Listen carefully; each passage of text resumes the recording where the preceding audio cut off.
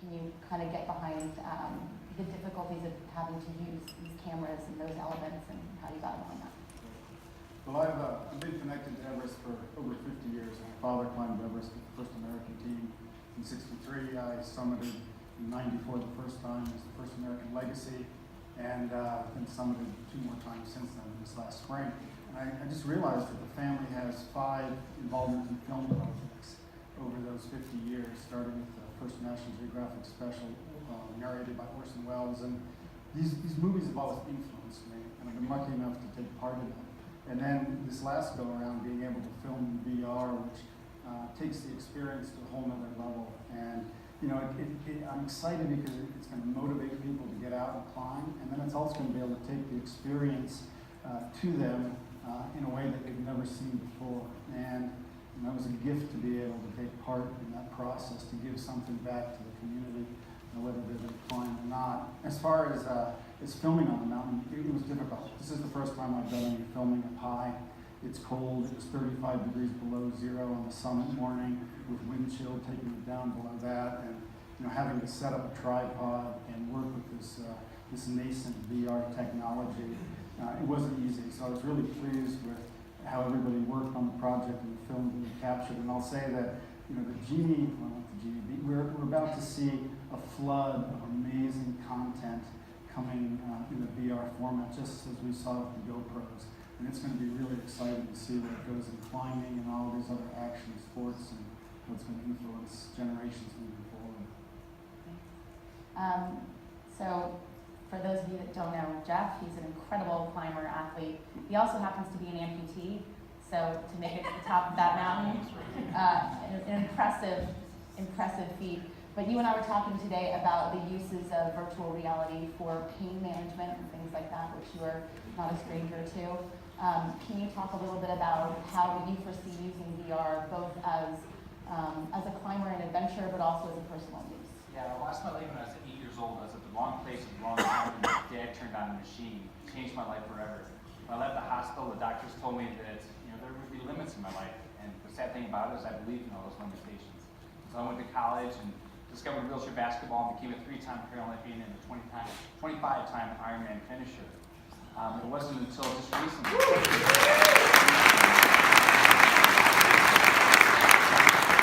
When I left that hospital, the doctor said, you can't do this, you can't do that. And so for me, it's just being surrounded by the right people and have the right dream.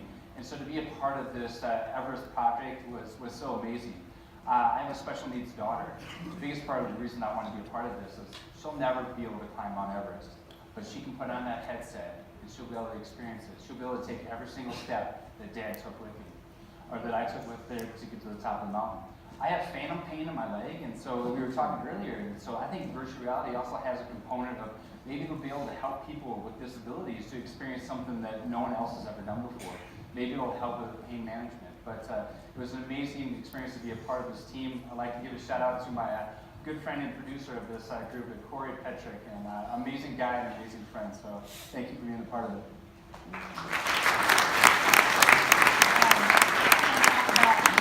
The camaraderie of bringing this whole team together. I know that when you build a brand or support a brand, you have a big team around you. Most of these guys, when they got to the mountain, didn't actually even know each other, so you have a team from scratch. And I wanted to ask Lisa, when you get to the top, what does that feel like around all these strangers from 3 months prior, and now you have your life in each other's hands? Yeah, I mean, we're not strangers anymore at that point. We go through this process of really getting to know each other and building bonds that are stronger than any other bond I have with other friends.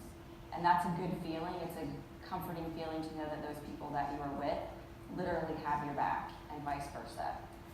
There are a lot of emotions when you get to the top of Mount Everest, as you can imagine. And I think for me, I was pretty pragmatic. I knew that I was the farthest I would probably ever be from any kind of support if something went wrong. And so I sort of had a list of things in my mind that I needed to do. And then sadly, after months of preparing, I was ready to get out of there because I knew that I was only halfway and that so many accidents happen going down.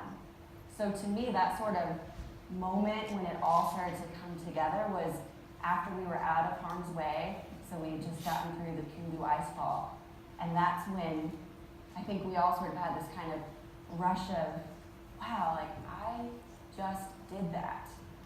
And we had all given up so much. We had all overcome so much. So disability and cancer, we had all been questioned by other people. We had all made choices that others sort of raised an eyebrow at. And so to get through it safely and successfully as a team, to me was an incredibly rewarding experience. And now to be able to share that with other people who may never have an opportunity to go there and experience it is unbelievable to me. Thank you. And then one final thing.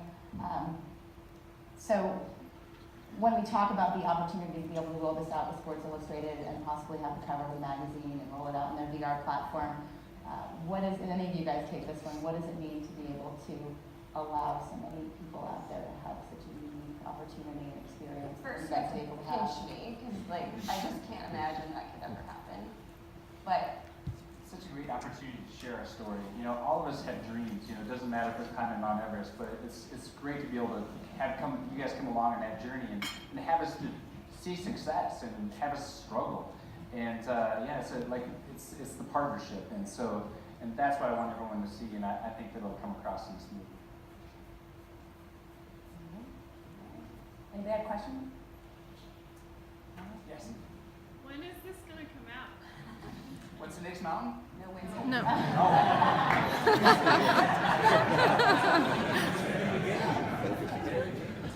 Mia, you want to grab that one?